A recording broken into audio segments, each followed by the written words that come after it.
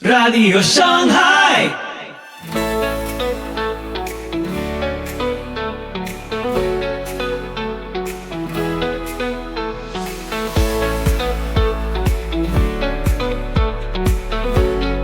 Muy buenos días, muy buenas tardes, muy buenas noches.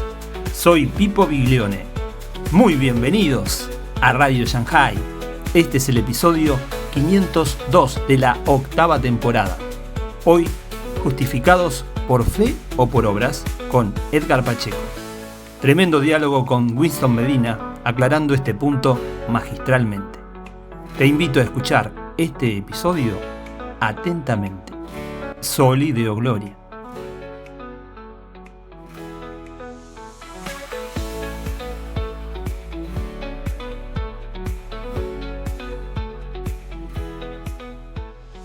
Esta te la tira directamente a ti. Y yo he visto que lo ha utilizado en otras ocasiones.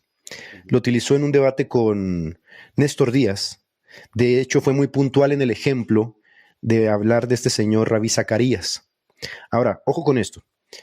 Entre arminianos y calvinistas hay un debate, que a mí se me hace un debate soso, porque lo llevan a la parte de la conclusión casi siempre, el debate si se pierde la salvación o no se pierde la salvación, cuando el acróstico del Tuli pues, está cerrado, ¿no? No es como que ese debate en sí. Pero acá Hugo intenta también jalar un poquito el arminianismo, ¿no? Intenta hacer eco del arminianismo, dice, por acá los tengo de la mano, y se va directo contra el calvinismo. Yo no sé si Carlos sea calvinista.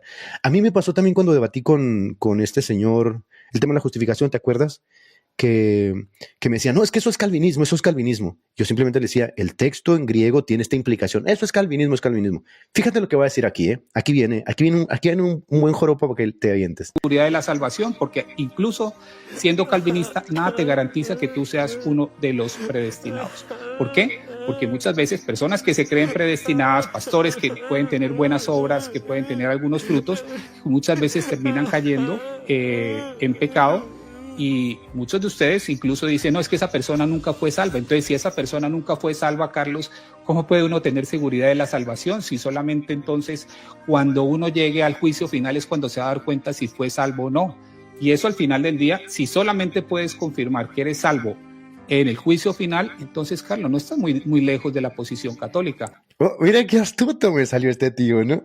Mira qué astuto me salió este tío. ¿Quieres decir? Yo no quiero decir algo al respecto de eso, pero te dejo la oportunidad. Tú que eres calvinista. Sí, Hugo tiene la idea de que los cristianos vamos al juicio para determinar nuestra salvación. Ya estamos mal, porque cuando Cristo hace la promesa, el que cree en mí tiene vida eterna, ahí se usa un presente. Y no me va a venir con ningunos imperativos subjuntivos ahí, hortatorios. Ahí no hay variante. El que cree en mí tiene ya, está disfrutando de la vida eterna. ¿Me explico? Ya está resuelta la salvación. Ahora, Hugo cree que cuando el cristiano va al juicio final, vamos a ubicarnos en el juicio final, es para determinar nuestro destino final. Y no es así. Cuando tú ves a la Biblia en Apocalipsis, vámonos al libro de Apocalipsis donde se habla de esto, creo que es el capítulo 22, 8, 21, 8, por ahí. Dice que se abren los libros, Edgar. Se abren unos libros de obras de los hombres, de los muertos, de nosotros. Esos libros que se abren es para que nosotros seamos juzgados según las obras. El problema de Hugo es que entiende que ese según, que en el griego es katá, tiene un valor causal. O sea que si le damos un valor causal, como Hugo dice, es la base del juicio, hay un problema, Edgar. Y es que estamos dando a entender que lo que va a causar el juicio son mis obras. Como que Dios no tenga eso planeado, no sea parte de un propósito de Dios de juzgar a todos, como dice el mismo credo católico, creo que Dios vendrá a juzgar a los vivos y a los muertos, Cristo vendrá a juzgar a los vivos y a los muertos, la segunda venida de Cristo, sino que él cree que mis obras entonces van a causar un juicio, para empezar. El katá no es causal, sino que implica la medida y ahí van a comparecer dos tipos de gente, los cristianos y los no cristianos. ¿Qué pasa con los cristianos? ¿Para qué se abren esos libros que se llaman el libro de las obras de las personas, de los hombres? Uno, si son cristianos, para decidir qué tipo de recompensas vamos a recibir. Ahí no se va a debatir ni se va a decidir la salvación de esos cristianos. Allí simplemente mis obras Dios va, desde su justicia, va a decidir qué tipo de obras, qué tipo de recompensas yo voy a tener. La salvación no está comprometida. Vayan ustedes a 1 Corintios 3, versículos del 12 al 15, donde se habla de si alguno edificare oro, piedra, o ¿verdad? Ese tipo de, se habla de 6 elementos, y al final dice que será probada por fuego, Y dice, él mismo sufrirá pérdida si la obra de alguno de ellos se quemare, pero él mismo será salvo, así como por fuego. Dando a entender, pues, que la salvación no es parte del debate que se va a decidir en ese juicio final, sino nuestras obras para decidir quién va a tener recompensa y quién tuvo pérdida de recompensa. La salvación no está comprometida, hay pérdida de recompensa, pero no de salvación. Eso lo dice Pablo explícitamente en Romanos capítulo 3, del 12 al 15, especialmente el versículo 15, que se inventaron el purgatorio con ese versículo. Claro. ¿Y qué pasa con los inconversos? Cuando se abren esos libros, a los inconversos, tampoco se están abriendo esos libros para decir, sabes que te vas a condenar porque hiciste estas obras. Esa no es la del juicio. El juicio es para saber qué tipo de castigo, porque hay niveles de castigo, Dios le va a dar a esas personas según sus obras, a la medida de sus obras, a la misma medida de sus obras, que el kata implica esa medida, a la medida de sus obras el juicio de Dios será. Ese es el punto allí, se decidirá. Mire, Cristo habla de eso cuando dice, ay de ti Corazín y Betsaida, porque si en Tiro y Sidón se hubiesen hecho los milagros que aquí se hicieron, tiempo hubiesen tenido que se arrepintieran, dice Cristo. Pero les digo, ciertamente, que será más tolerable el castigo para Sodoma y Gomorra o para Tiro y Sidón que para ustedes. Entonces quiere decir que igual están condenados, pero a nivel de castigo, Dios es justo y para eso va a medir sus obras. Ustedes tuvieron oportunidad, los milagros se dieron acá, aquellos no tuvieron oportunidad y obviamente se van a condenar igualmente, pero el nivel de castigo es distinto. Entonces, la Biblia habla, eso es lo que hacen, esa es la razón del juicio. Ahora, después que se abren esos juicios y se decide el nivel de castigo y el nivel de recompensa, Hugo no resalta esto. Se abre un libro, uno, aparte de este, que se llama el libro de la vida del Cordero. Y ese libro dice, ahí es donde se va a dar el veredicto del destino final. El que no se halló inscrito en el libro de la vida fue lanzado en el lago que arde con fuego y azufre. Nota que el juicio final no dice, y el que hizo esto, y cristiano que no hizo aquello, va para el lago de fuego. No, el que no va es el que no está inscrito en el libro de la vida. Cuando tú vas a Apocalipsis 13:8 y Apocalipsis 17:8, vas a encontrar que los que adoran a la bestia lo hacen porque sus nombres no han sido, su un perfectivo, que implica que el Estado ya está alcanzado también, no han sido escritos. ¿Sabes desde cuándo? Temporalmente, frase temporal. Desde la fundación del mundo. Desde antes de la fundación del mundo, es verdad. Desde la fundación del mundo, Dios no los inscribió en el libro de la vida y esa gente es la que va al lago que arde con fuego y azufre. Eso está decidido por Dios, no son las obras de los hombres que están determinando el destino final de la gente. Suena fuerte, pero es lo que la Biblia muestra. Pero Winston, yo siento como que este tío está tratando de vender una idea de que la predestinación se da a expensas de lo que tú hagas o dejes de hacer. O sea, como que hay una predestinación determinista en el que este tío ya se fue predestinado y si vive como el diablo da igual, este tío se salva. Que es obviamente una caricatura de lo que enseña el calvinismo. El calvinismo no enseña eso, ¿no? Ni el arminianismo enseña eso. Es decir, siempre hay como una concatenación entre la santidad, entre las buenas obras a las cuales fuimos llamados, entre esa perseverancia que se da en ese contexto justamente en el que podemos hablar de una predestinación que aunque puede llegar a ser paradójica para algunos, está en la Biblia. O sea, está ahí en la Biblia. Y yo me acuerdo de un debate que tuvieron, por ejemplo, Jonathan Ramos con Plasencia. con Dante Urbina. Dante Urbina. Hay una pregunta central donde dice, ¿y cuándo se da esa certeza de la predestinación en el católico? No existe, la respuesta no existe. En el católico no existe una respuesta de cuándo se da la certeza de la predestinación. Tú vas y lees los documentos luteranos y por lo menos tienen la esencia de decir, bueno, la certeza de la predestinación se da en el bautismo, ¿no? Pero hay una certeza con la que puede interactuar fenomenológicamente el individuo. Estos tíos no tienen nada, o sea, literalmente les prohíben decir que son salvos, les prohíben creer en una justificación total. Tienen que pasar por el proceso del purgatorio que se lo inventó, se lo sacaron de la manga y todavía ahí tienen que esperar, ¿no? a la buena ofensa, a la buena deferencia de la iglesia, porque no hay nada, o sea, entonces, ¿cómo criticas a una persona que dice, oye, Rabí Zacarías vive como el diablo, ¿no? Andaba de pederasta, andaba violando niñas, andaba haciendo un batidero. Y yo con justa razón digo, este tío no puede hablar de predestinación en ningún sentido. ¿Por qué? Porque fuimos creados en Cristo Jesús para buenas obras, las cuales preparó de antemano para que anduviésemos en ellas. Y él se enoja. Este señor Hugo se enoja y dice, ahí está la evidencia de que este tío no puede hablar con seguridad porque resulta que en último momento era un pecador. Bueno, pero ¿cuál es el problema? Si no hubiera vivido así, hubiéramos podido hablar paradójicamente de que sí, se mantenía en esa predestinación, se mantenía en esa elección, se mantenía con los rasgos distintivos, ¿no? de los que habla la Biblia, de aquellos que han sido llamados. ¿Qué quiere hacer con esto, Hugo, desde mi perspectiva?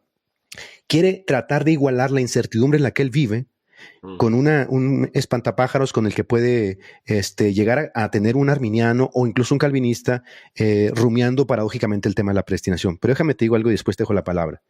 Un arminiano, aunque cree o puede llegar a creer, porque no todos los arminianos lo creen, que la salvación se puede perder, que ni siquiera es el término, ¿no?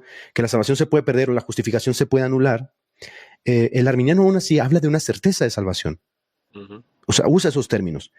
El calvinista, ¿no? Que cree que esto es imposible porque hay una perseverancia incondicional que se da a causa de Dios y no del ser humano, habla de una certeza de salvación, o sea, a causa del Espíritu Santo que ora en él. ¿Cuál es la certeza de la que habla el católico? Yo te lo pregunto de verdad, porque no sé si tú tengas algún documento. O sea, ¿cuál es la certeza de predestinación, de salvación, de justificación, de la que habla el católico, de la que habla el ortodoxo? De verdad lo pregunto. No la hay porque, ¿sabes por qué, Edgar? El problema de los católicos romanos, eso es una teología de desesperación. Está basado en obras. De hecho, para ellos la fe no es simplemente algo abstracto, es algo que incluye la obediencia, el arrepentimiento, el asentimiento y finalmente el bautismo, que es el sacramento de la fe, que es lo que le va a dar la justificación a la gente. No es por fe que yo diga, yo quiero creer en Cristo. Eso, el católico dice, no está justificado, tienes que hacer esto primero para que pueda. O sea, que realmente es obras y nada más. O sea, no pero hay dentro del ordo salutis, por decirlo así, ¿no? Si es que el catolicismo tiene una suerte ordo salutis, ¿hay algún momento, ¿no? Donde diga, ya tengo esta paz, ¿no? Mi conciencia a horas muertas desaparece. Tengo un sentimiento realmente de estoy delante de Dios justificado, por lo tanto no temo más, ¿no? ¿Existe en el ordo salutis, en el catecismo, algo en el catolicismo? No existe. El Concilio de Trento dice que afirmar una seguridad es tener una falsa seguridad. Roma, en el Concilio de Trento, enfrenta a la Reforma y le dice, nadie puede tener seguridad de su salvación, a menos que Dios se lo revele por revelación especial. Eso es lo que dice Trento, ¿entiendes? Entonces, nadie dentro del catolicismo, ningún católico puede decir a ciencia cierta, hoy día, yo tengo paz con Dios, si me muero ahorita estoy salvo. Porque no, el católico no puede responder a esta pregunta, Edgar, ya que la justificación final se logra sobre la base de los abonos que yo hago, por medio de las obras. La pregunta es, ¿cuándo es suficientemente suficiente? Valga el pleonasmo. ¿Cuándo yo tengo la seguridad de que he hecho las suficientes obras de misericordia, obras sacramentales, obras ceremoniales, obras de caridad, obras morales, etcétera, etcétera, para decir, ya puedo decir, tener la convicción y la seguridad de que el veredicto final es que yo estoy justificado? Porque la justificación inicial no vale de nada, no vale de nada. La fe no logra vida eterna, nada. La justificación inicial que Roma se inventó no decide la salvación. ¿Sabe cuándo la justificación inicial te sirve para algo? Si creíste ahorita, recibiste la justificación inicial y de repente sale el Dios te atropella un tren. Te atropella un carro, o sea, lo que sea, hacer una mala jugada, moriste. Bueno, no tuvo tiempo de hacer obra, se salvó, pero ahí es un caso extremo, ¿entiendes? Eso es lo que te dice Roma. La justificación inicial no tiene repercusión eterna. Bueno, pero, como lo vende Hugo, ¿no? Y como lo vende Roma. Eso que dijiste ahorita, el pleonasmo es muy paradójico, ¿no? Porque ciertamente se lo pueden estar preguntando hasta el infinito. Pero entonces el catolicismo llega a ser como una suerte de nihilismo teológico. O sea, estás en el vacío. Ahora, ellos pueden decir que no están en el vacío porque tienen a la iglesia, pero es que la iglesia no les da seguridad. O sea, si la iglesia dijera, mira, hijito, si haces esto, esto y esto, y te portas bien conmigo en esto y esto y esto, tú tienes seguridad. Pero no es un nihilismo, o sea, no hay realmente una certeza. Por eso creo que esta animadversión que le tienen al protestantismo que dice, yo he sido justificado, se da como una proyección de lo que ellos mismos padecen. ¿Por qué? Porque Roma, como decía Lutero, los tiene en una cautividad, les prohíbe eso, ¿no?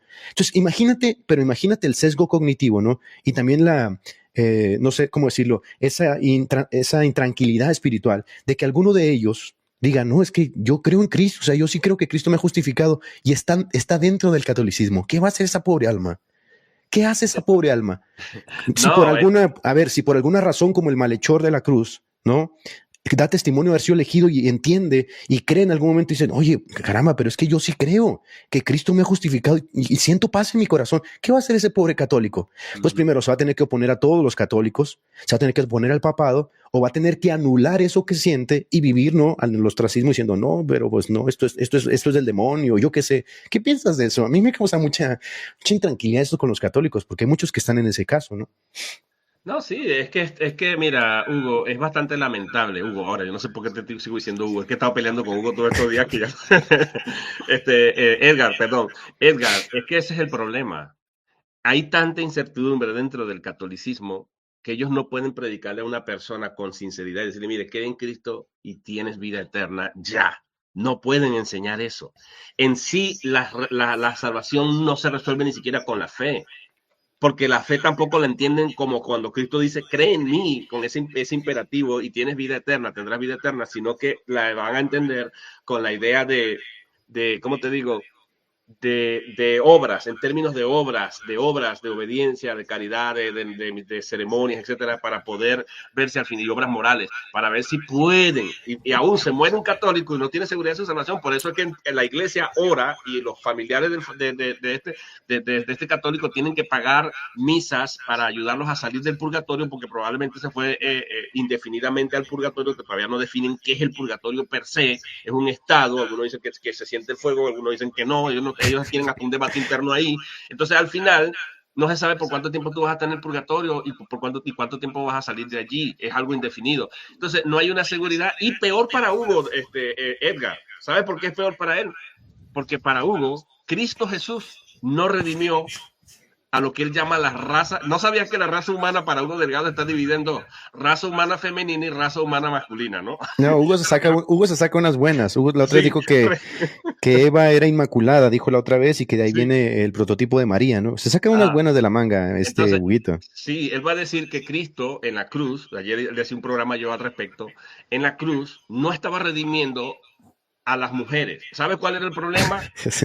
Que debido a que él era masculino, no podía redimir el obstáculo. Cristo vino, dice, porque nació varón, porque nació masculino. ¿Qué acaso Cristo podía haber nacido como mujer, chicos? O sea, dice unas cosas este tío, luego va a decir, no, lo que pasa es que como nació varón, entonces como varón, eso implica un obstáculo, un problema para poder redimir a las mujeres. Entonces, él tuvo una gran victoria, que son las victorias sobre los hombres varones. Yo uso ese pleonasmo porque varones de naturaleza masculina, y a las mujeres, pues él dice que peleó Cristo con Satanás y la serpiente. Tú tienes dos entidades ahora. Resulta que la serpiente no es el mismo Satanás. No cree que el dragón es físico también y que andan por ahí volando como William Aldrich. Solamente falta que crea eso, ¿no?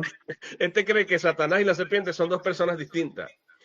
Satanás y la serpiente se van a quedar con una victoria de Cristo que es imperfecta porque no redimió a las mujeres, y entonces resulta que allí Satanás iba a estar riéndose de Cristo. Bueno, pero me quedo con las mujeres, que esas sí me van a seguir. No las redimió porque era masculino. Entonces, ¿sabe qué?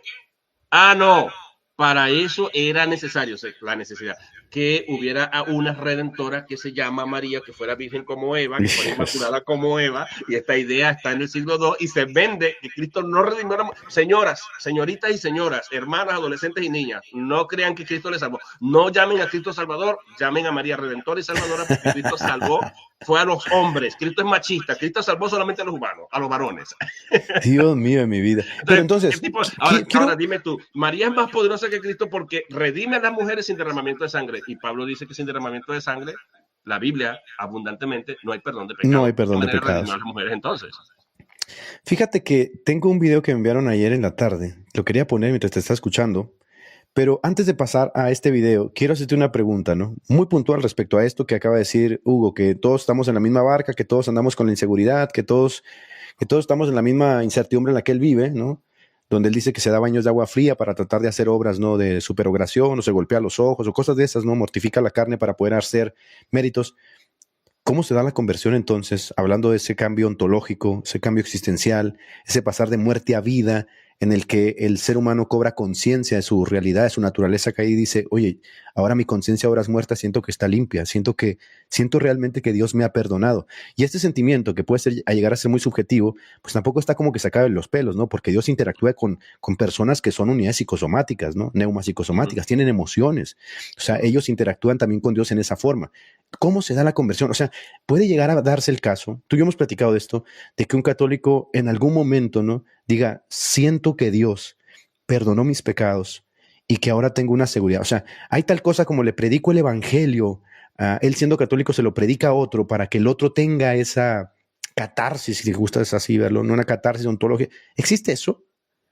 ¿Existe tal cosa? ¿Te ha tocado algún caso? No existe buena noticia. Yo fui católico y sabes que yo estudié para ser sacerdote y yo vivía desesperado, Edgar. Yo no tenía paz.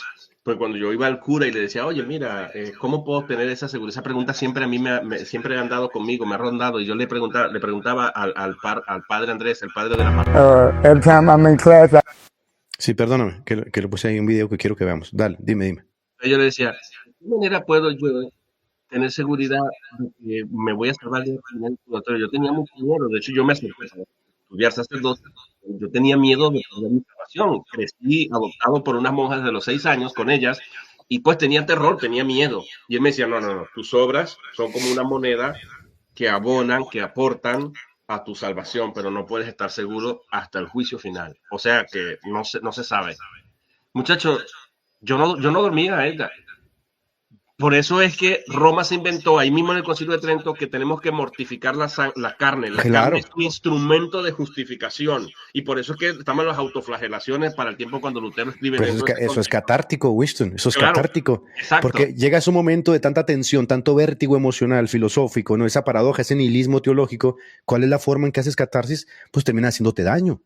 Y de alguna forma este daño intentas, como decía Epicuro, atraer, ¿no?, la atención de los dioses, cómo causarle lástima a Dios. Y por eso se utilizan mucho esta nomenclatura, estos diminutivos en el catolicismo, el pobrecito, la virgencita, San Juditas, Diosito. ¿Por qué? Porque quieren causar una especie de eco de ternura en Dios a través de sus mortificaciones. Entonces no hay conversión real. Cuando hay conversión real, te pasa justamente lo que dice Lutero. Sales del claustro, ves con la claridad, ¿no?, de 1000 soles, cuando lees Romanos 1:17, sales del claustro de la mortificación, de la hora de superadoración y dices, oye, tengo vida. O sea, es como salir de la caverna de Platón. ¿Qué estaba haciendo yo entre estas sombras? El evangelio brilla realmente como la buena nueva y te da esa certidumbre de que has pasado muerte a vida, estás sentado en los lugares celestiales con Cristo, has resucitado con Él y ahora puedes realmente decir, oye, es mi Padre, puedo ir directamente hasta el trono de la gracia. Mira, Winston, te digo esto porque tú fuiste católico, yo fui católico. Mira la imagen, ¿no? Mira la imagen de este señor. Ese es el arquetipo, obviamente, de una paria de la sociedad, una persona que descendió a lo más bajo de la degradación moral y en algún momento alguien le predica el evangelio. Mira el poder de lo que habla Romanos 1:16, que el católico nunca va a interactuar con este poder del evangelio.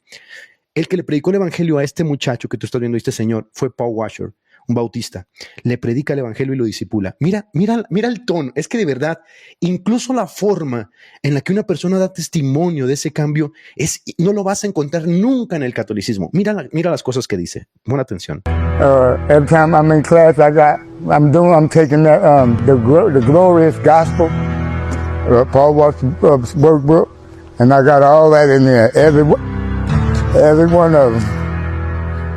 And I wrote this down a long time, about whiles back. And then there it is. There it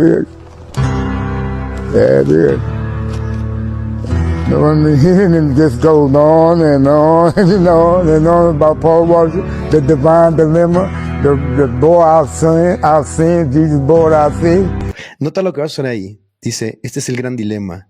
Jesús cargó con nuestros pecados, nos quitó el pecado. Pero él mismo, cuando usa estas palabras, él mismo tiene como una confrontación interna y siente ese gozo. Mira, lo vas a ver ahí, fíjate. Took the sin away from us and all that.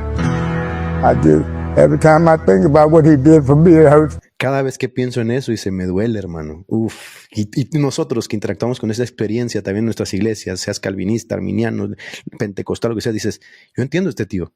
Yo entiendo lo que él está sintiendo.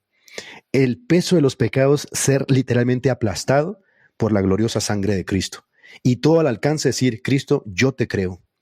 Y yo creo lo que tu palabra dice. Y mira cómo empieza ahora a pasar de ser el gran bandido, el gran hombre malo, ¿no? La escoria que desciende, como dice Corintios, ¿no? Esto eras vosotros. Mira ahora los términos que utiliza. Because I've done so much dirt and guilt, and this man died for me. And I'm just really realizing what he done for me. Dice, y me estoy dando cuenta, entonces, de repente, lo malo que he sido, y este hombre aparece y muere por mí. ¿Sabes lo que ha hecho por mí? Dice, ¿sabes lo que te estoy diciendo? You know what I'm saying? And it breaks me down every time. Y me rompe cada vez, dice, me rompe cada vez. Man. It really does. Él realmente lo hizo. Because I was nothing but a ratchet sinner, bro. Porque yo no era más que un miserable pecador, hermano. ¿Cómo cobras conciencia de eso, Winston, si no es por la exposición del evangelio? Pero ya cierra. I was doomed, I was hit. Estaba condenado, me golpearon, iba camino al infierno. Going to hell. If I didn't know Jesus, I'm going Si no hubiera conocido a Jesús, me hubiera ido al infierno y todos los demás to también. hell. And everybody else is too. I'm not trying to tell them all. Look, I look Y ahora trato de decirle a todos, miren a mi alrededor y solo un montón de cadáveres por todas partes es lo que veo. around, there's only a bunch of dead bodies everywhere.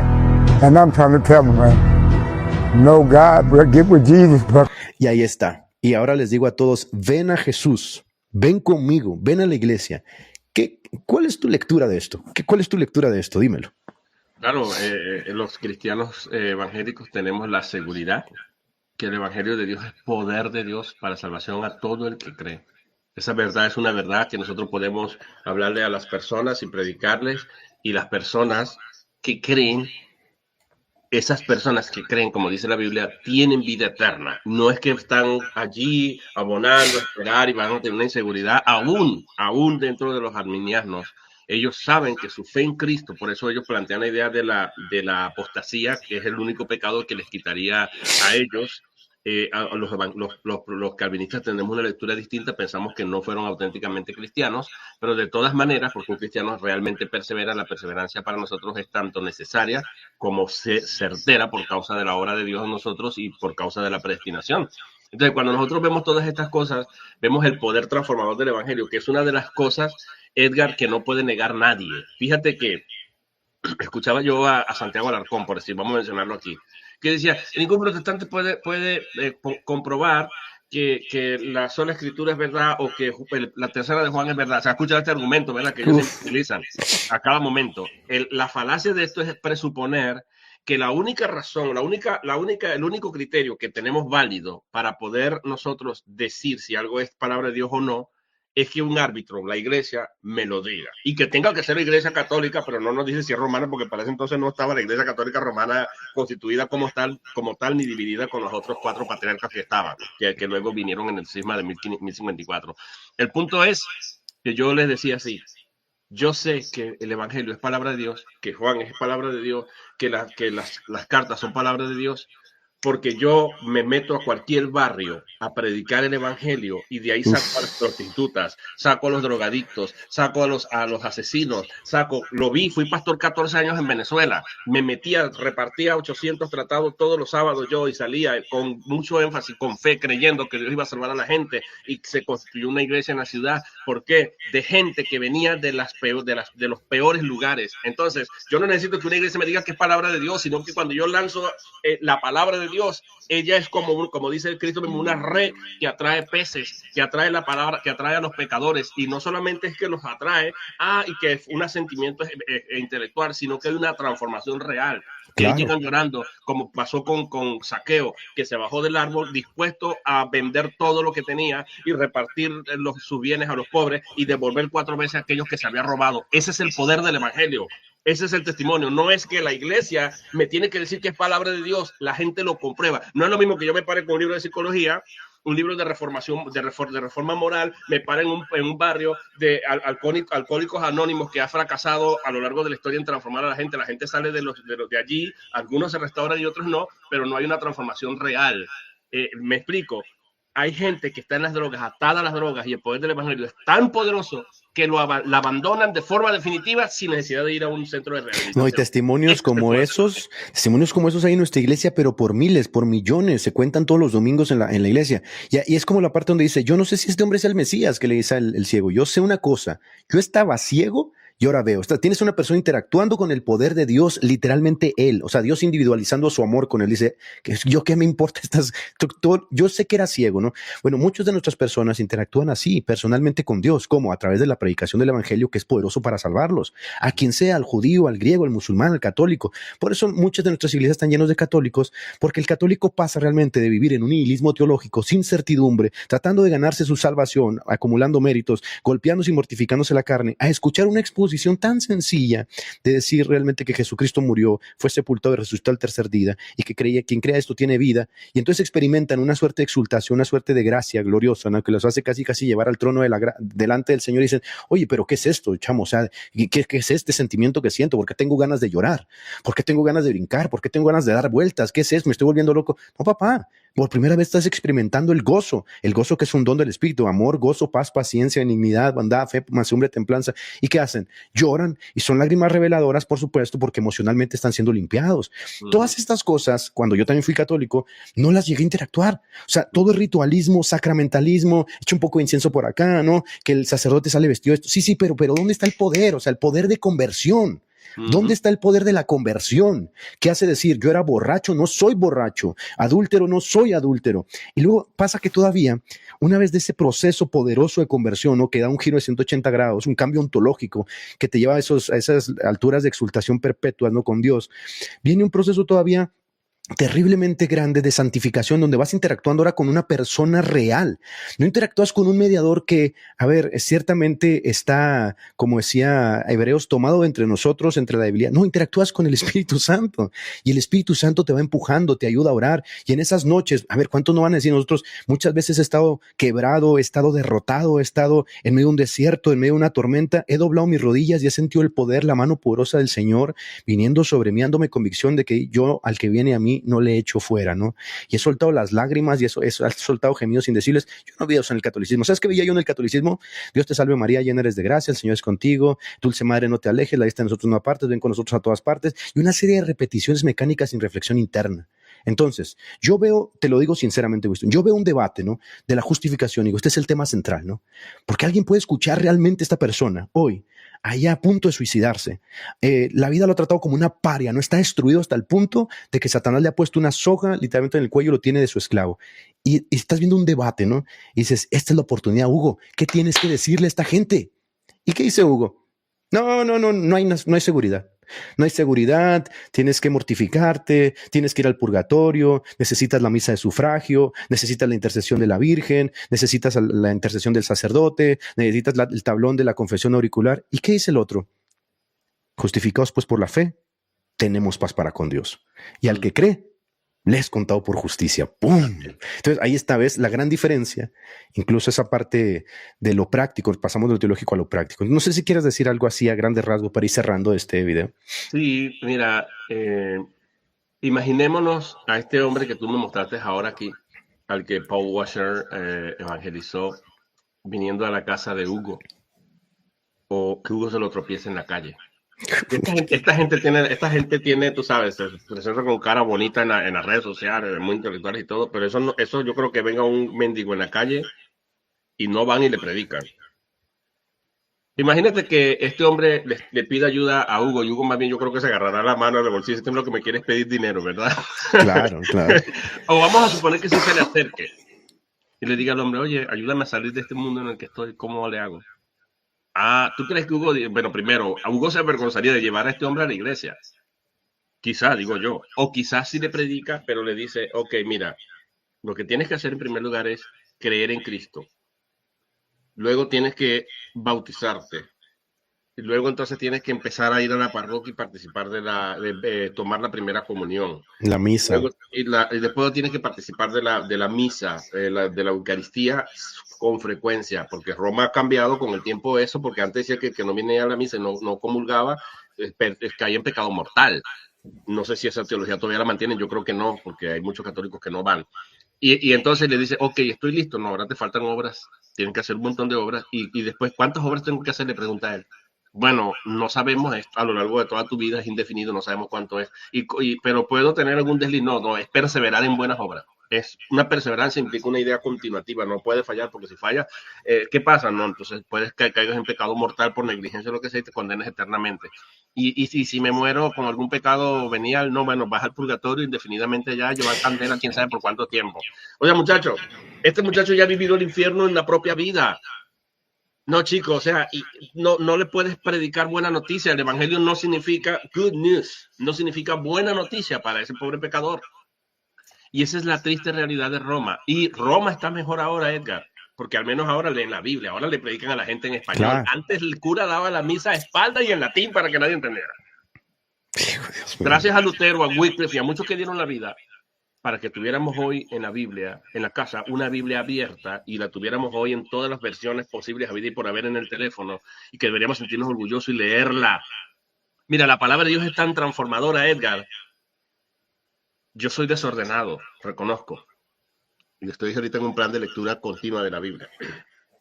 Y yo siempre me preguntaba, ¿para qué servirá el libro de Levítico? Que yo me pongo a leerlo, y había leído la Biblia muchas veces, la he leído, me gusta, pero dije que quería leerla libro por libro. Y ya terminé voy por el libro de números, pero terminé el libro de Levíticos.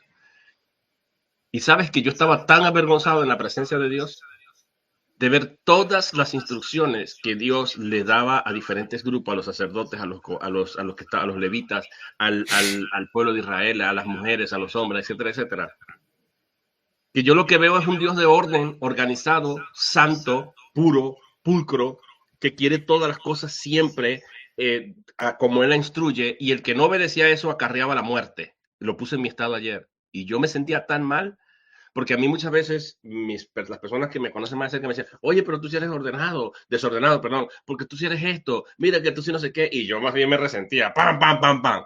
Ese contenido del Levítico, que uno puede decir no tiene ningún poder, eso me transformó. De manera que yo no pude convivir más con mi desorden, porque como hijo de Dios tengo que imitarlo, y al verle el libro de Levíticos y ver a un Dios de orden, ese es el poder transformador de la palabra. Yo no tengo que esperar que nadie me lo diga, solamente expóngame a la palabra de Dios, y la palabra de Dios me convierte, como hizo un hombre que era antropófago, y de repente llegó una Biblia a él, leyó el Evangelio de Juan y se convirtió. Y después vino un ateo a burlarse de él, a decirle, ahora que andas creyendo en esos libros, tonto, si eres tonto. Y él le dijo, dele gracias a Dios, que si yo voto la Biblia, me lo comería usted, porque era antropófago. Este es el poder que tiene la palabra de Dios. No, sigue con lo tuyo. Claro, ¿no? Pero eso lo decía también Voltaire. ¿Sabes que Voltaire en la época de la Ilustración decía, si Dios no existiese, hubiese que crearlo, ¿no? Porque tiene ese poder moralizante también la religión. Pero hay como, pienso yo que hay como varias etapas, ¿no? O sea, está ese poder moralizante que interactúa con el tejido social, que hace, por supuesto, clic en la sociedad y que le ha sentido a la sociedad occidental, de sí, interactuamos con los elementos morales del judeocristianismo, si quieres, o de un absoluto divino. Pero yo no hablo en esos términos, o sea, yo hablo de esa individualización del amor con la persona, no en esos términos de la sociedad, de formar un nuevo orden de sociedad donde el Papa... No. Yo hablo, yo Edgar Pacheco, Señor, estoy destruido. ¿Por qué? Porque nací en un hogar huérfano, porque no tuve papá, porque no tuve mamá, he sido la escoria de la vida, el pájaro con el ala rota, he vivido en pobreza, me he dormido a veces sin comer, he llorado. Llega un punto donde obviamente el trauma te trae la cuenta, el cuerpo tiene la marca. Y llega un momento donde obviamente te jode la vida, pues. Y estamos diciendo esto, Winston, en los términos más coloquiales, porque esta es la realidad del 80% de la gente. O sea, no es como que todos viven en sus spa y están ahí. No. La realidad es que, como decía Agustino, el corazón tiene este sentido de trascendencia, este sensus divinitatis, decía Plantinga. Llega un momento dices, necesito una ayuda. O sea, ¿quién me puede ayudar? Y entonces la religión se queda en el aspecto social, donde dice, nosotros vamos a interactuar con el tejido social y te vamos a dar una orden. A mí no me interesa toda la sociedad, tu catedral, no me interesa tu incienso, tu cura roñoso, ese vestido de no sé, de mujer, de drag queen. Si yo quiero que alguien me ayude a mí en este momento que estoy pensando en suicidarme. Mira, ¿cuántos de nosotros, yo fui pastor, tú fuiste pastor, vimos el poder del evangelio, esa eficacia cuando dices, tú que estás cansado, tú que estás necesitado, tú que estás pasando por este momento, y es como si a los tíos los atravesara una daga. Uf. Y dicen, yo fui salvo hasta este punto, un 17 de febrero del 95, cuando en una campaña evangelística ese hombre que yo no conocía sentía que me estaba hablando a mí. ¿Qué es esto? Es el poder eficaz del evangelio que no tiene Roma, que Roma abandonó, que interactúa, se individualiza el amor con la persona, con Winston, con Edgar, con Guillermo, con Pedro, con Alejandro, ¿no? Y esa es la parte que Roma no tiene y nunca va a poder tener. Entonces, cuando la gente entienda que cuando nosotros decimos es que he sido salvado, no es una oda a la pretensión, ni tampoco es una oda a la arrogancia. Es que realmente somos como aquel ciego que decía, es que yo estaba ciego, campeón. O sea, de verdad yo estaba ciego. ¿Sabes? Estaba frito y ahora veo. ¿Qué quieres que te diga, no? ¿Qué quieres que me vaya contigo? ¿A qué? He encontrado realmente todo en Cristo. Por eso solo Cristo viene a ser para mí como el eslogan máximo, ¿no? de la Reforma, porque pone nuevamente en el centro la realidad de quién es Dios y la realidad de quién es el hombre, lo que necesitamos y a dónde vamos. Cerremos, Winston, en términos generales. ¿Qué piensas entonces de este debate? Y en términos generales, ¿qué le dirías a la gente respecto a la justificación, respecto al evangelio?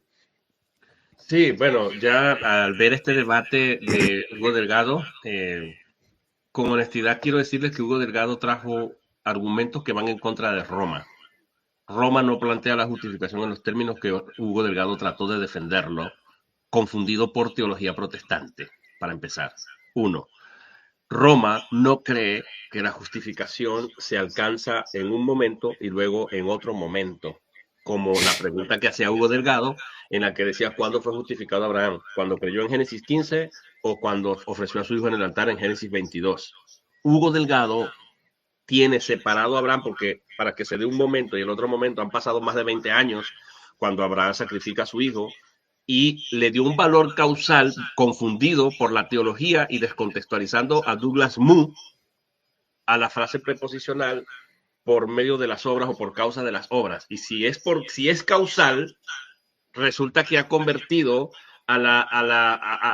si es causal, ha generado una nueva justificación separado en el tiempo. Y para que se genere una nueva justificación, la otra tiene que haber desaparecido. Roma no cree eso. Roma cree que la justificación es una sola, pero que se aumenta. Si ahí, Santiago, le vamos a dar una lectura causal a la frase preposicional, tendríamos que leer por causa de las obras, nuestra justificación existente aumenta. Modificaría la palabra aumentado en justificación y no a la justificación como tal. De manera que la justificación que está predicando Hugo Delgado no es la que enseña Trento, porque él, al inventarse dos causas, la fe y las obras, separadas en el tiempo, no está tampoco ni siquiera defendiendo una justificación progresiva, que en su mala comprensión es eso lo que él cree. Los auristos lo destruyen. Lo que está planteando Hugo Delgado es que hay dos causas de justificación. Roma no cree en dos causas de justificación. Roma cree que la raíz y base de toda justificación es la fe nada más. Y luego las obras, lo único que causan, si es que causan algo, es que uno aumente en una justificación por infusión que ya uno ha obtenido por la fe. Eso es la teología de Roma. Este libro es del 2021, es de lo más... Perdón, quiero que veas este video. Entonces, de hecho, Douglas Moo, leído en su contexto, él dice ciertamente que puede tener un valor causal o instrumental, pero Pablo no está utilizando la frase posicional, instrumental, de la misma manera que Santiago. Para Pablo, efectivo, para Santiago, lo más posible, lo más probable es que sea general, acompañante. Y yo ponía el ejemplo de un control. Aquí tengo mi lámpara, tengo un control aquí, ¿verdad? Y yo digo, bueno, este control acompaña a la lámpara y la voy a aumentar, aumento algo que existe. Acompaña, pero no es la causa de esto, porque para eso se requiere, la causa principal sería la electricidad y cómo está constituida la lámpara. No es el control es una causa secundaria, acompañante, pero no promueve la justificación en este caso. Entonces, Douglas Moo habla en esos términos y Hugo sacó a Douglas Moo de contexto y entender que Douglas Moo también, Edgar, está hablando, partiendo de una teoría personalista que él tiene de lo que él entiende de Santiago, porque resulta que para Douglas Moo él hace una tesis histórica. Él dice, yo parto de la datación del libro de Santiago y creo que Santiago no conoció la teología de Pablo y que No, la iglesia, pero te vas a sorprender. que la iglesia naciente, exacto, que la iglesia naciente no conoce la teología y está dirigiéndose a una audiencia meramente judía cristiana, y entonces para ellos era válido hablarles en términos de obra porque eso es lo que enseñaba el judaísmo, pero él mismo va a decir luego, pero que la justificación se logra, es única y solamente por la fe y nada más. Exacto. Él mismo lo va a decir.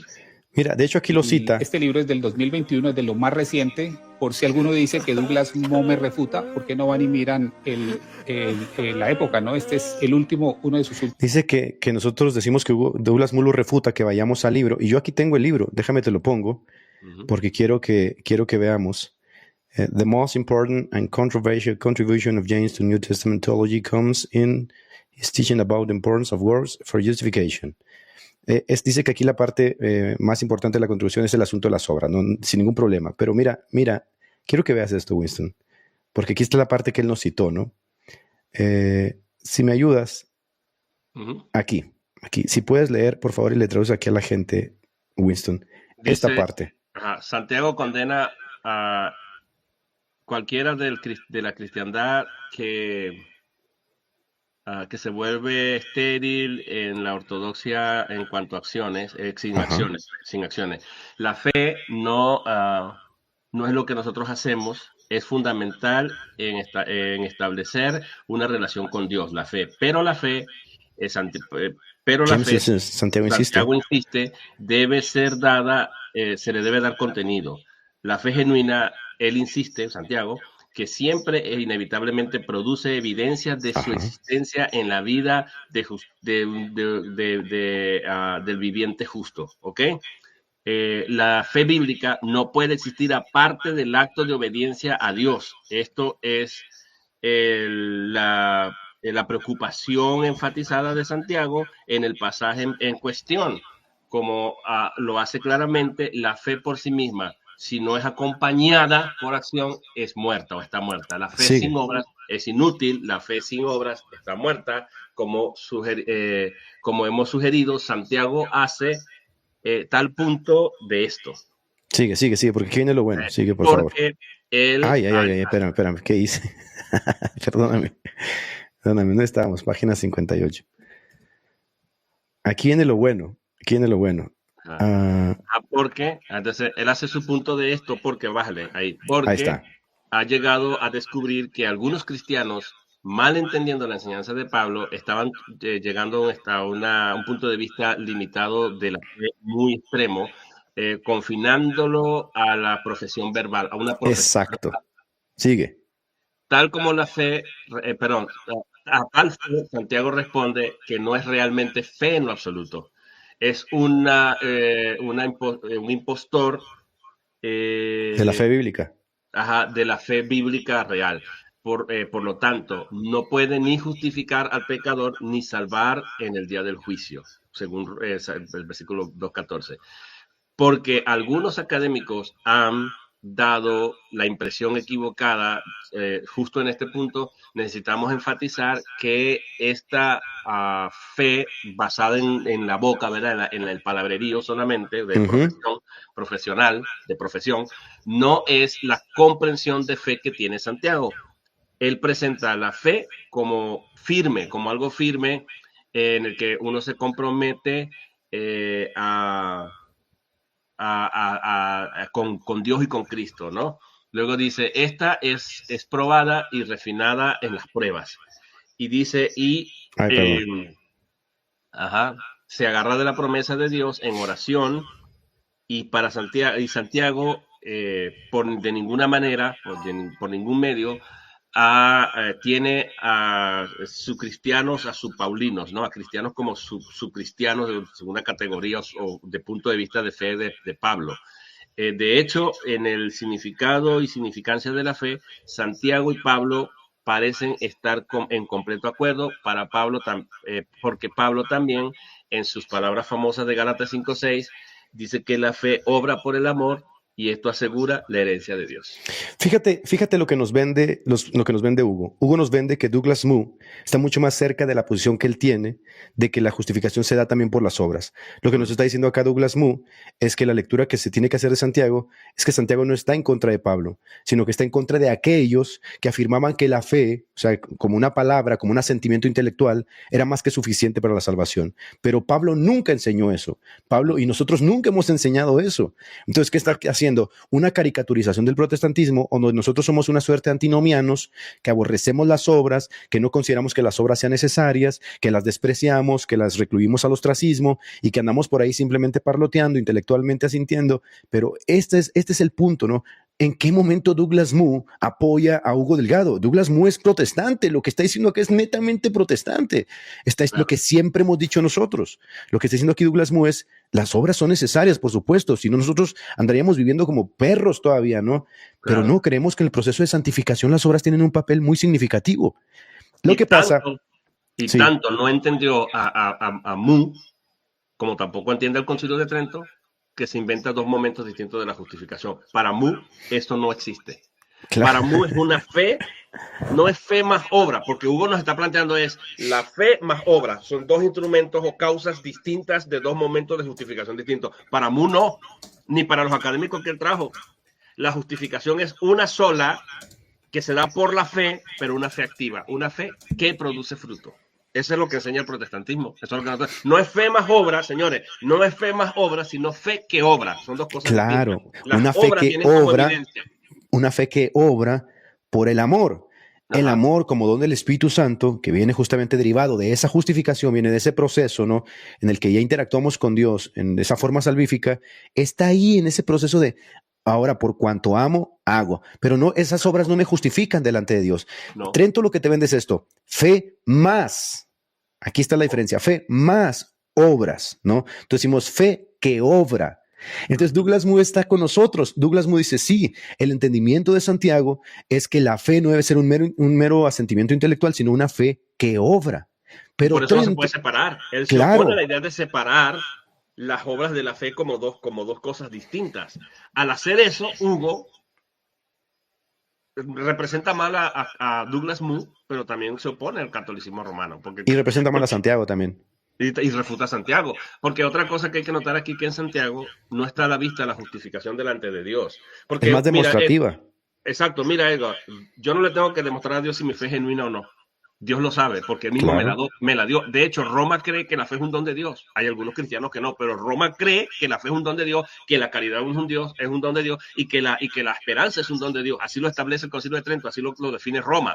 Ahora, si es un don de Dios, ¿cómo es que yo ahora tengo que demostrar mi fe con obras a Dios? Pues no tiene que ser delante de Dios, tiene que ser delante de los hombres, porque si Dios me dio la fe, Dios no me puede dar algo que no sirva, que no funcione y que no produzca nada. ¿Sí me explico? Roma tiene un problema con eso, ¿sí me explico? Pero incluso, fíjate la fraseología que utiliza Santiago Winston, dice, muéstrame tu fe, ¿sí? A través de las obras. O sea, no es como que fe más obras, sino que la fe se demuestra a través de esos buenos actos. A los demás. A los demás, exactamente. Y por eso va a decir en el 24, incluso va a decir, ustedes ven, vosotros ven. Eso es un verbo de percepción. ¿Veis qué? Es la pregunta. Que el hombre es justificado no solamente por la fe y por las obras y no solamente por la fe. Entonces dice, refuta porque dice no solamente por la fe. No, muchachos, no lo está refutando. Lo que está tratando de decir en el contexto Santiago es que si yo soy un hombre de fe, la fe es algo abstracto que yo no lo puedo ver.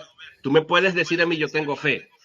La fe profesante no es suficiente para salvar a nadie si no se transforma en obras, porque las obras sí son cosas concretas que yo puedo ver. Santiago tiene una lucha entre dos tipos de sustantivos. Uno que es abstracto, que es la fe, que no se ve, y eso te lo va a decir cualquier académico gramático, y un sustantivo que es concreto, que se transforma en obras o acciones. Santiago no cree en una fe que no se pueda mostrar, sino que se tiene que mostrar a demostrarse. Y entonces yo que veo que tú haces obra buena, puedo hacer un veredicto de ti. Esto es un hombre claro. justo, pero es horizontal. El asunto es horizontal. Y por eso, fíjate, tengo una sorpresa más. Cuando él cita Santiago 2.14, las Biblias católicas, comenzando por la latinoamericana, la Biblia de Latinoamérica, fíjate que dice, ustedes dicen, tú dices, en singular, tú dices que tienes fe. Dice, y no tienes obra, ¿podrá la fe salvarte? Cuando hace esta pregunta Santiago, ¿sabes qué dice la Iglesia Católica? No dice podrá la fe, sino que entiende el artículo, porque en el griego el artículo puede traducirse como un demostrativo. Y ya refutó, la Biblia Católica refutó a Hugo, porque no está hablando de la fe genuina, es la fe profesante. ¿Sabes cómo traduce la Biblia Católica? Tú dices que tienes fe y no tienes obra. ¿Podrá la fe salvarle? Pero no dice podrá la fe, sino que dice podrá esa fe. Y algunas versiones explican en inglés, dice podrá ese tipo de fe. O sea que no es la fe genuina, es la fe que se dice de bocota, es la fe profesante, que es lo que dice Douglas Moo también. Yo puedo decir que yo me llamo Ramón, pero los hechos dicen otra cosa. Yo claro, no me llamo Ramón, pasaríamos de esa fe en forma general, tal como la aborda la Escritura, a una fe muy particular de como la entiende un individuo, ¿no? De, bueno, yo ya dije que creía, entonces yo la libré. No, campeón, porque realmente tiene que demostrarse, ¿no? Una fe que obra. La individualiza muy bien, tú lo has dicho, la individualiza, la profesa y se acomoda a ello y no hace nada. Entonces, esa fe en realidad no es una fe genuina, no es genuina. Ese es el punto. Pero la forma en que soluciona Trento esto es, entonces hay que hacer muchas obras para salvarnos, ¿no? Porque ahora suma las obras como causa instrumental para justificación. Nosotros decimos, no, la verdadera justificación produce obras como resultado del cambio de la naturaleza, o sea, de ese proceso de santificación en el que ahora queda inmerso el creyente, apoyado por el Espíritu Santo, que le va a llevar toda la vida. Pero también qué más interesante, Winston, que cuando se dan los diálogos conjuntos del dicasterio, ¿no? Que es un órgano oficial del Vaticano, el dicasterio para la promoción de la unidad de los cristianos, entre luteranos y católicos, la conclusión a la que llegan estos dos es que en efecto la forma más concreta de hablar de la justificación es una fe que obra por amor, lo cual nos da, obviamente a nosotros, nos da el visto bueno, ¿no? Y Trento, obviamente otra vez, pues ahí queda rezagado, pero no va a cambiar. Obviamente Trento no va a cambiar porque recuerden ustedes que los dogmas católicos son irreformables. Si están paradójicamente, ellos están encerrados en el ciclo, pueden tener diálogos por acá, pero eso no va a cambiar nada. Pero por lo menos en los diálogos reconocen que tenemos la razón. Caso mismo de Benedicto XVI, cuando se consultaron a los teólogos de todas las universidades antes del asunto de la Asunción de María, todos los teólogos dijeron que esto no podía ser traición apostólica. Unos dijeron que en el siglo V, otros que el siglo VI, pero a nosotros nos valió y lo hicimos dogma. Entonces, ¿qué te dice esto? Que realmente la opinión es como plastilina en las manos de Roma. Tú puedes tener la razón como católico y decir, sí, verdaderamente la forma correcta es que una vez justificado, estás en un estado legal delante de Dios. Tú puedes decir eso y tienes la razón, pero nosotros somos Roma. A nosotros nos importa un pepino lo que tú digas y nosotros ya hicimos el dogma. Claro. Esa es la tristeza del católico romano, ¿no? Ese es el problema. Y además Edgar, el debate no es porque vamos a estar de acuerdo que nosotros no somos antinomianos, como tú lo dices. Roma lo que hace es promueve un debate sobre la base de una caricatura de lo que es el cristianismo protestante, porque nosotros creemos que las obras son importantes. El problema es que no creemos que sean vinculantes a la salvación, pero es que Roma tampoco cree eso. De alguna manera Roma no cree eso cuando vamos a los documentos oficiales, porque ellos van a decir que todo viene de la gracia, que las obras no merecen nada, y se inventan una idea de que cuando yo obro, no obro por cuenta propia, sino porque la gracia de Dios me anima a hacer eso. ¿Me explico? Entonces, el debate tiene que ser, ¿es la justificación por infusión o es por imputación? Es la fe una sola cosa o debemos entenderla como un sacramento visible. Ese es el debate que se tiene que dar entre protestantes y católicos.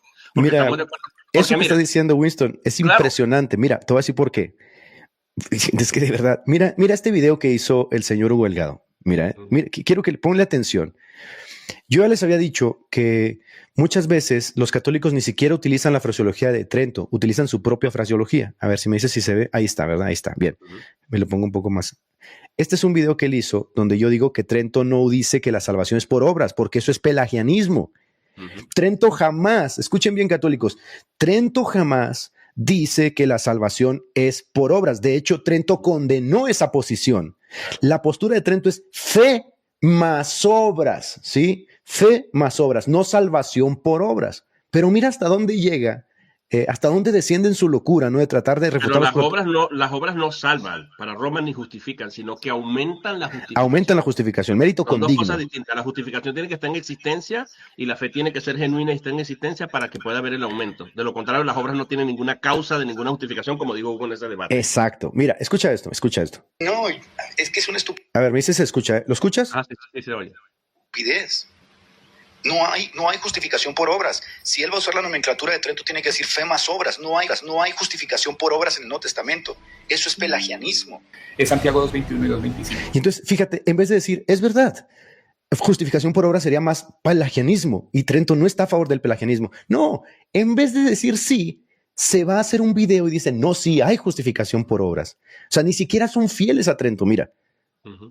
No hay justificación por obras en el Nuevo Testamento. Santiago 2:21. No fue justificado por las obras Abraham nuestro padre cuando ofreció a su hijo Isaac sobre el altar.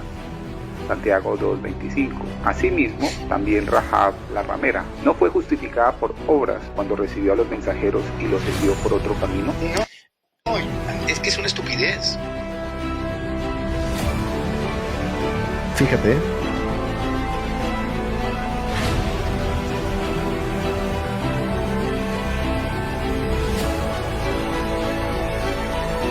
Fíjate lo que pone aquí. Dice que Trento enseña que el hombre se justifica por sus obras y no solo por la fe. ¿Y por qué dice no solo por la fe? Si no es porque hay justamente una comunión entre la fe y las obras. Trento enseña esa comunidad entre fe y obras, no entre obras. Obras es pelagianismo. Oye, además que te digo que yo el concilio de Trento me lo sé casi de memoria, para que sepas. Y está sacando esta cita fuera de contexto, el capítulo 10. Porque en el contexto en que él dice el concilio de Trento, va a decir que la fe actúa juntamente con las obras. Exacto. Y habla de los justos que ya están en estado de justicia. Dice, actúa juntamente con la fe, y aunque dice que las obras justifican, luego va a decir, este es el aumento de la justificación. Lo que Roma está haciendo es interpretando Romanos 2, Santiago 2, para que no quede, para que no se preste, para que crean que la Roma cree que la justificación es por obras causalmente, como dice Hugo. Ellos van a ver que no es que genera una nueva justificación, porque si no contradicen todo el párrafo anterior que él cortó, le quitó una parte a este capítulo 10, porque ahí luego va a decir, este es el aumento de la justificación. Algunas versiones dicen santificación, pero creo que el original latín dice es el aumento de la justificación, porque esa es la doctrina, el título se llama del aumento de la justificación, que ya se tiene.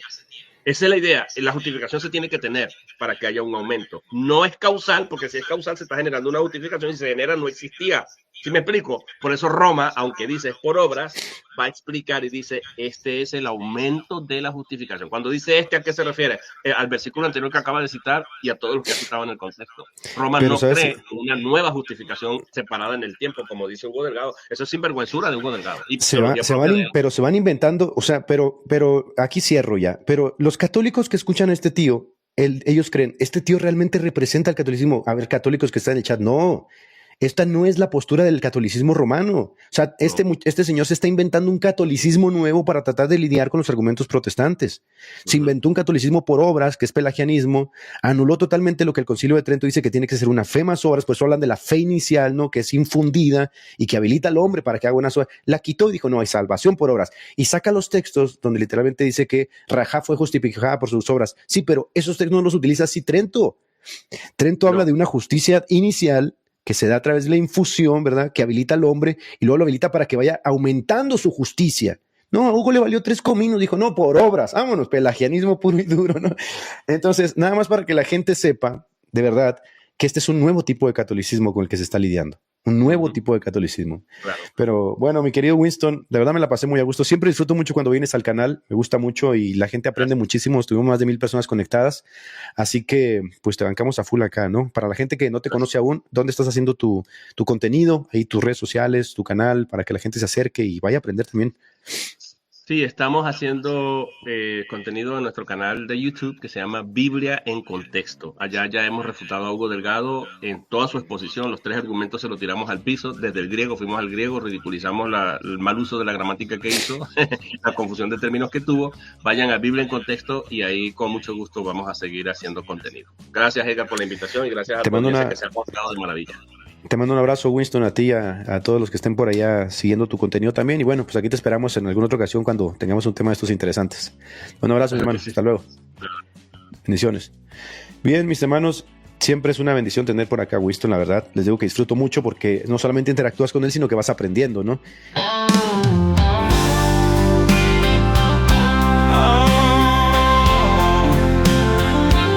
Aquel que es poderoso para guardarnos sin caída y presentarnos sin mancha delante de su gloria con gran alegría.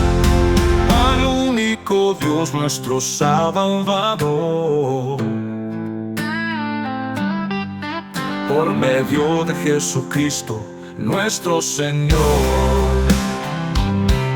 sea la gloria y la majestad, el dominio y la autoridad, desde ahora y para siempre. Amén. Sea la gloria y la majestad, el dominio y la autoridad, desde ahora y para siempre.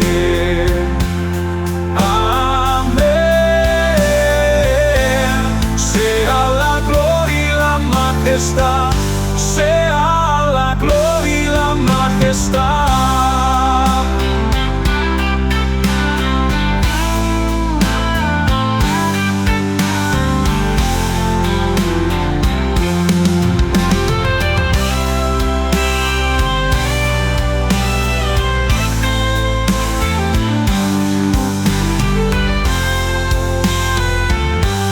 Sea la gloria y la majestad, el dominio y la autoridad, desde ahora y para siempre. Amén. Sea la gloria y la majestad, el dominio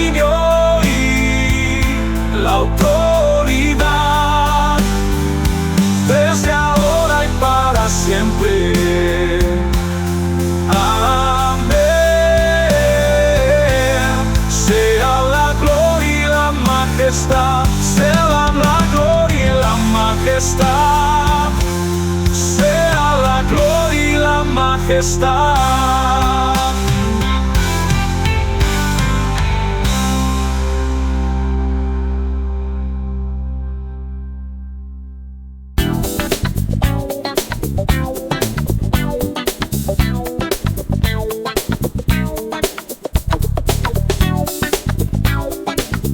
Gracias por escucharnos. Te pedimos que puedas suscribirte y dejarnos tu like para seguir transmitiendo actualidad y palabra de Dios. Recordá que podés seguirnos en Facebook e Instagram. Te invitamos, Dios mediante, a escuchar nuestro próximo episodio. Que Dios te bendiga.